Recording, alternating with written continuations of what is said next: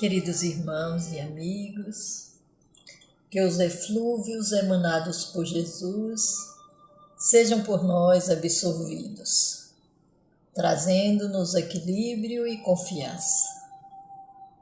Que os amigos espirituais que acompanham a nossa caminhada, tentando nos fazer entender a oportunidade do tempo para a aquisição de valores verdadeiros, possam incentivar-nos aos estudos edificantes e ao autoconhecimento. Nesse nosso encontro semanal, com o propósito de estudarmos o livro Consolador do Espírito Emmanuel, através da psicografia de Francisco Cândido Xavier, seja também estímulo para que intensifiquemos a busca pelo conhecimento. Recordando o Espírito de verdade no Evangelho segundo o Espiritismo, amarmos-nos é o primeiro mandamento, instruirmos-nos é o segundo. Nós estamos estudando as questões relativas às ciências especializadas e hoje, dando sequência, vamos para a questão de número 73.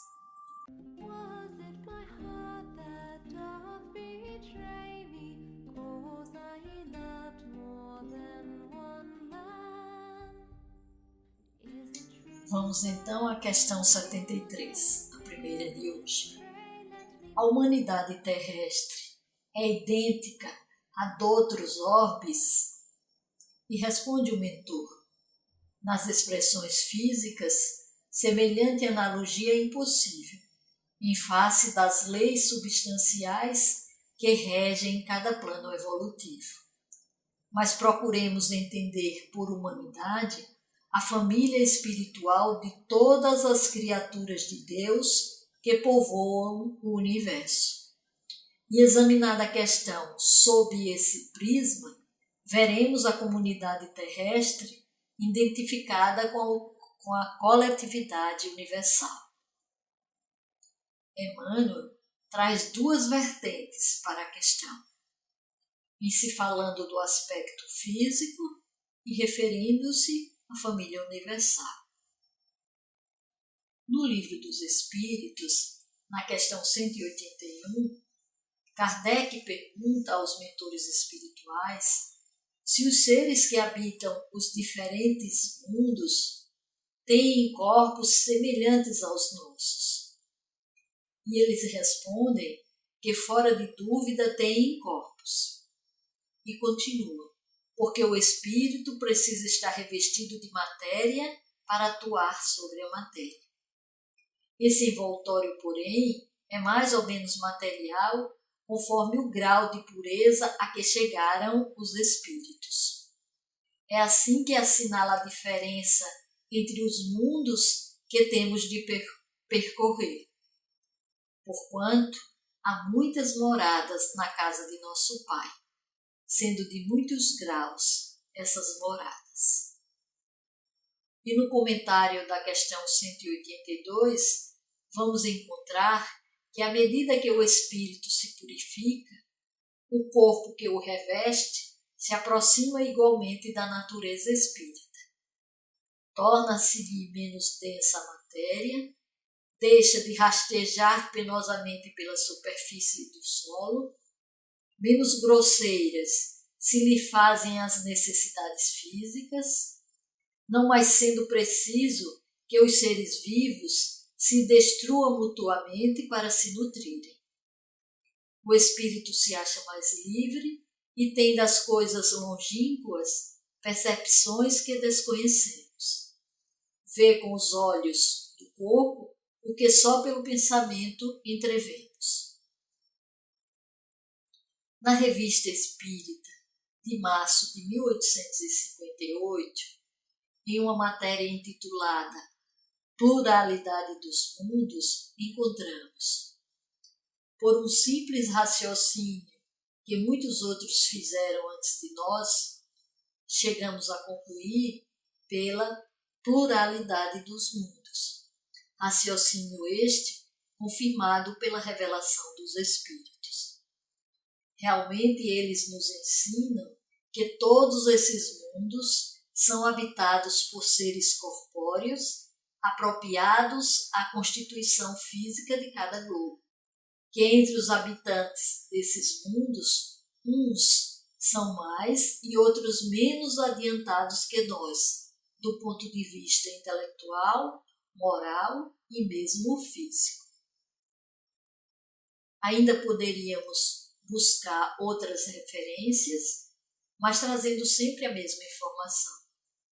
A vestimenta física, de acordo com o padrão de materialidade do mundo que habita o espírito. Quanto mais evoluído o mundo, mais sutil a matéria, mais refinada a roupagem, mais iluminado e mais livre o ser humano.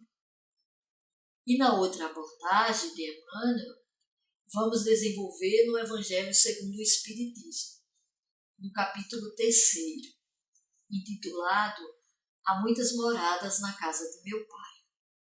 Vejamos. Deve-se considerar que na Terra não está a humanidade toda, mas apenas uma pequena fração da humanidade. Com efeito, a espécie humana abrange todos os seres dotados de razão que povoam os inúmeros orbes do universo. Para um entendimento mais completo, recomendamos que façam a leitura integral desse capítulo 3º do Evangelho segundo o Espiritismo.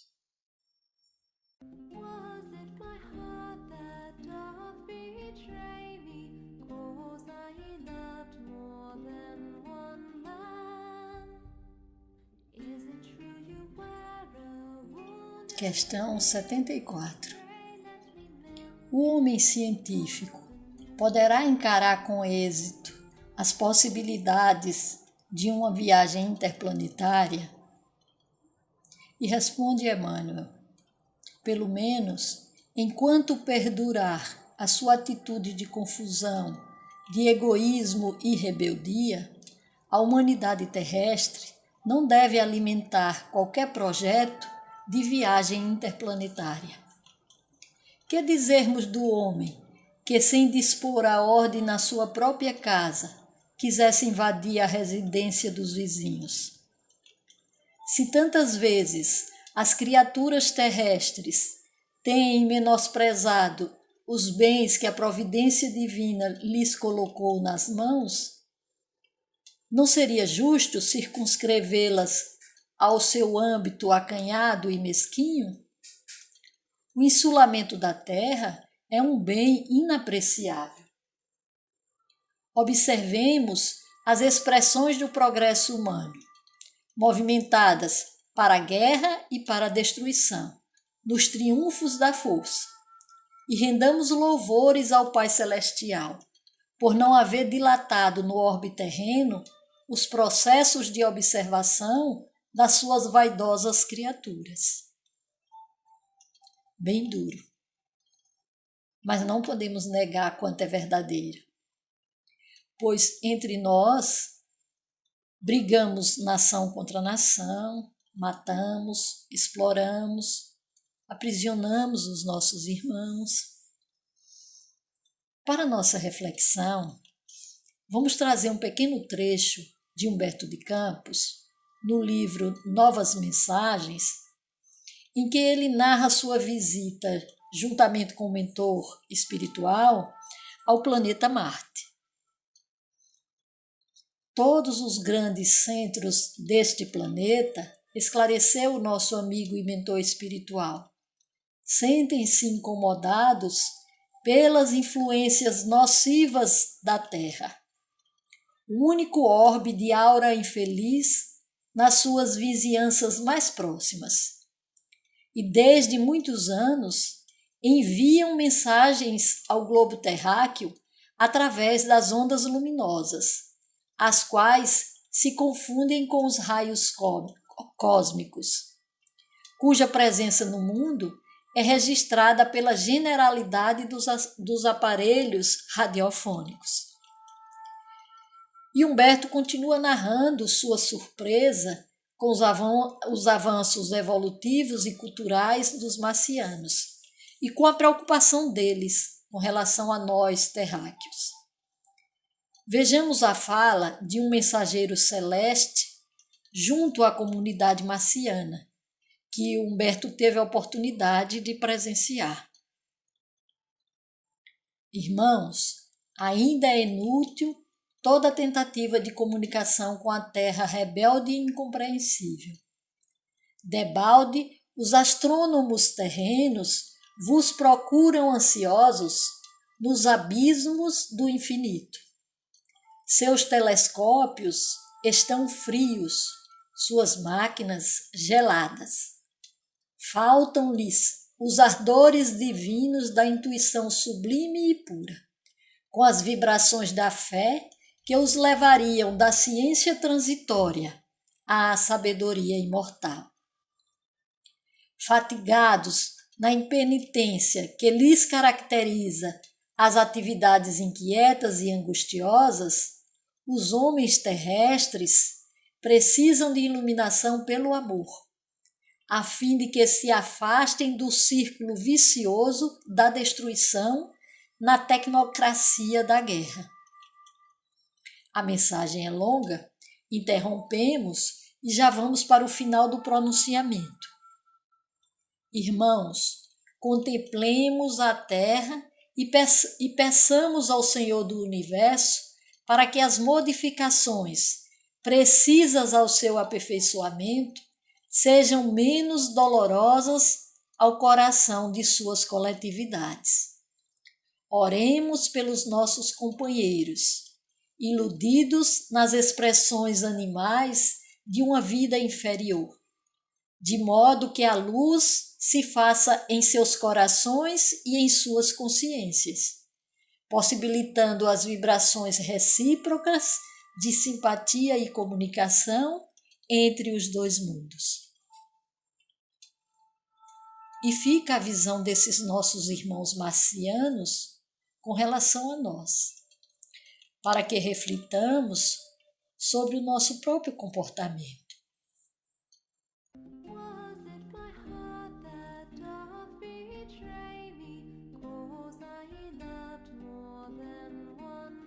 Questão 75.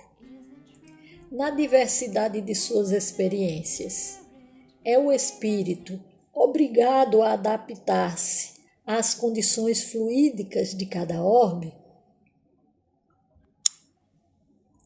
E responde Emmanuel: esse é o imperativo para a aquisição de seus valores evolutivos dentro das leis do aperfeiçoamento. Se nos reportarmos à questão 23 no ambiente da física, encontraremos na resposta do próprio Emmanuel que, em se falando da lei de fluidos, cada orbe a possui de conformidade com sua organização planetária. Quando na questão 172 do Livro dos Espíritos, Kardec pergunta se nossas diferentes existências corporais se passam todas sobre a Terra, os benfeitores da humanidade respondem que não todas, mas nos diferentes mundos. As que passamos neste globo não é a primeira nem a última, e é uma das mais materiais e das mais distanciadas da perfeição. Nós já entendemos na questão 73 que a organização física se adequa ao mundo em que vivemos. Quanto ao perispírito, que é de matéria fluídica e que nos reveste nos dois planos da vida, na questão 187 do Livro dos Espíritos, encontramos que cada mundo possui suas substâncias próprias, como nos disse o próprio Emmanuel, podendo ser mais ou menos etérea que a de nosso mundo. E por uma necessidade de adaptar-se ao mundo que habitará, o espírito é obrigado a trocar seu perispírito quando muda-se para outro mundo. E formará seu novo perispírito com os fluidos desse novo mundo. Então já entendemos que, como seres em processo de evolução, teremos necessidade de vivenciar experiências em outros mundos. Mas com certeza, as leis divinas que nos regem promoverão nossa adequação a esses mundos.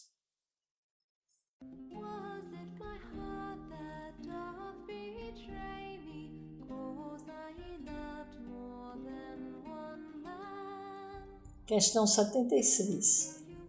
Poderão os fenômenos da meteorologia ser controlados mais tarde pelos homens? Responde Emmanuel. Os fenômenos meteorológicos, incontroláveis pelas criaturas humanas, não o são pelos prepostos de Jesus, que buscam dispô-los de acordo com os ascendentes espirituais a serem observados em todos os processos evolutivos. Não olvidemos, contudo, que a Terra é uma escola. Se não é possível conceder, por enquanto, um título de conhecimento total aos discípulos rebeldes e preguiçosos, isso será possível um dia, quando a evolução moral houver atingido o nível indispensável ao aproveitamento dessa ou daquela força em benefício de todos. Então, Emmanuel nos esclarece que o controle dos fenômenos da natureza será uma conquista da humanidade, mas dependerá da nossa evolução moral. Por enquanto, são os prepostos de Jesus que dirigem esses fenômenos, de forma condizente com as nossas necessidades atuais. Podemos ampliar essas informações no Livro dos Espíritos, no capítulo 9, em um subitem denominado Ação dos Espíritos nos Fenômenos da Natureza. Abrange as questões 536 a 540, onde vamos encontrar, entre outras informações, que tudo tem uma razão de ser e nada acontece sem a permissão de Deus. Que os espíritos que exercem ação sobre a matéria, promovendo perturbação dos elementos, são os agentes da vontade de Deus, existentes em todos os graus da escala dos mundos. Eles presidem aos fenômenos e os dirigem de acordo com as atribuições que têm. Paralelamente a esse tema, recomendamos também, que será um complemento, a leitura das questões 737 a 741, ainda do Livro dos Espíritos, onde observaremos as respostas dos benfeitores espirituais sobre o motivo dos flagelos destruidores, invariavelmente alicerçado no amor de Deus pela humanidade.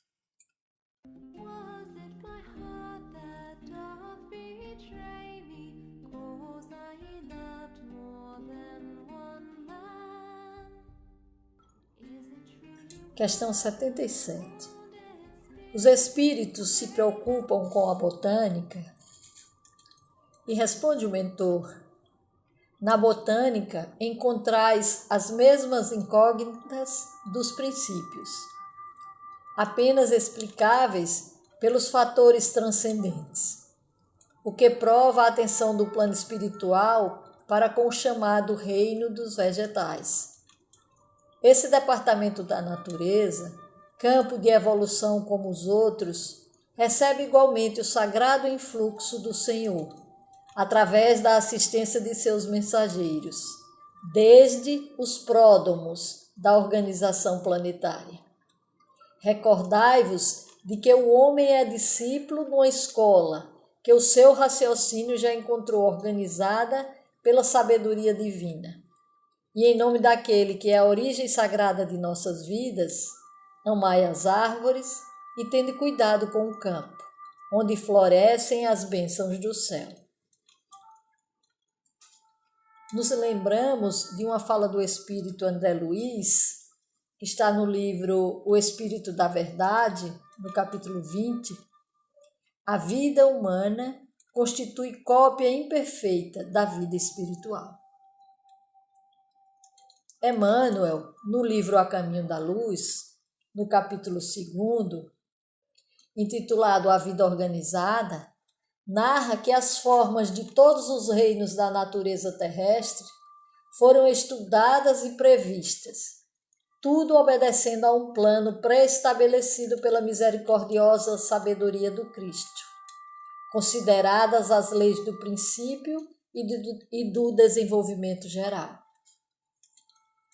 No livro Os Mensageiros, no capítulo 41, o espírito Aniceto, instrutor espiritual em nosso lar, juntamente com André Luiz e Vicente, chegam à noite numa propriedade rural, com incontáveis árvores frutíferas em um ambiente de paz. Ali estava grande quantidade de trabalhadores espirituais. E o instrutor presta importante informação. O reino vegetal possui cooperadores numerosos.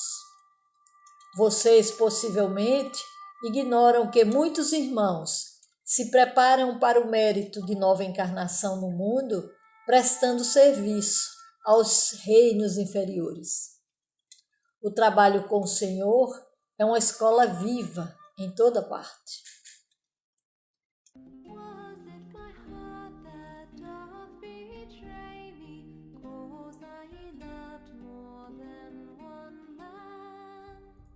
Questão 78. A zoologia é também objeto de atenção dos planos espirituais? E responde o benfeitor. Sem dúvida, também a zoologia merece o zelo da esfera invisível. Mas é indispensável considerarmos a utilidade de uma advertência aos homens, convidando-os a examinar detidamente os seus laços de parentesco com os animais, dentro das linhas evolutivas, sendo justo que procurem colocar os seres inferiores da vida planetária sob o seu cuidado amigo. Os reinos da natureza, aliás, são o campo de operação e o trabalho dos homens, sendo razoável considerá-los mais sob a sua responsabilidade direta que propriamente dos espíritos.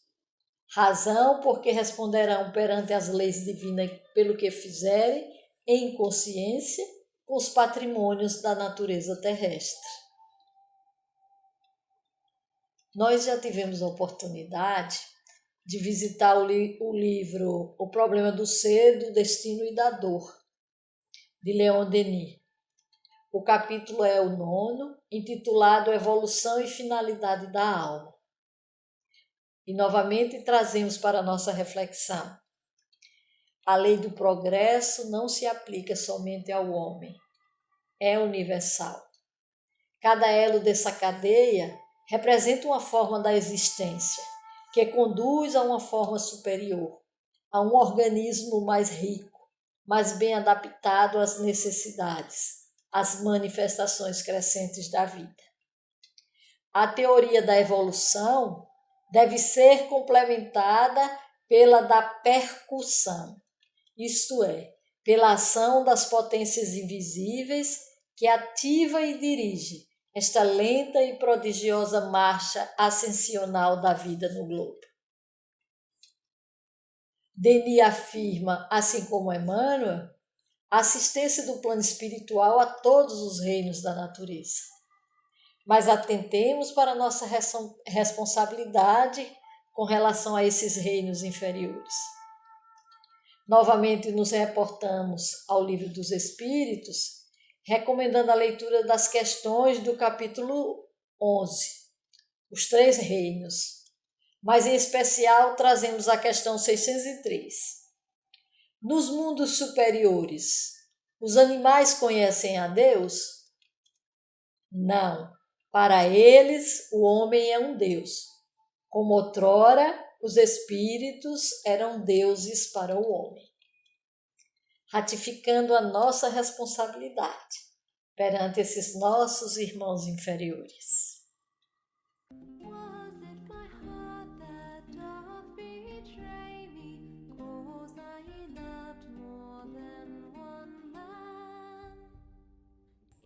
Questão 79. Como interpretar nosso parentesco com os animais? Porque Emmanuel falou desse parentesco.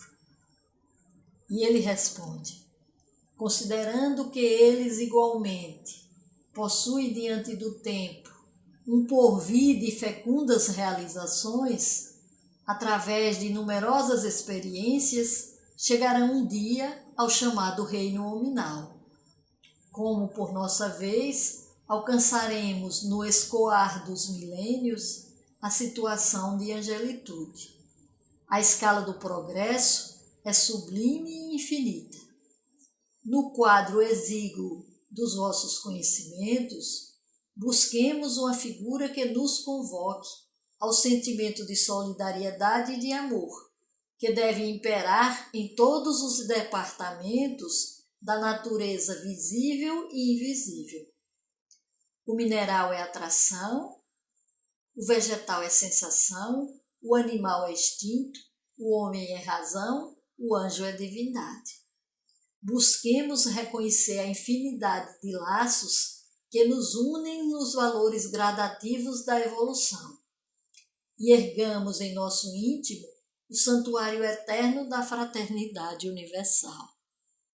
Embora o benfeitor tenha sintetizado de forma tão clara essa relação de parentesco, a título de sedimentarmos com mais solidez essa realidade, vamos complementar com o próprio Emmanuel, no livro também denominado Emmanuel.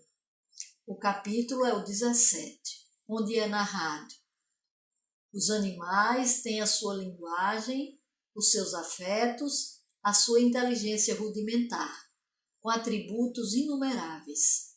São eles os irmãos mais próximos do homem, merecendo por isso a sua proteção e amparo. Seria difícil ao médico legista determinar nas manchas de sangue qual que pertence ao homem ou ao animal, tal a identidade dos elementos que o compõem. A organização óssea de ambos é quase a mesma, variando apenas na sua conformação e observando-se diminuta diferença nas vértebras.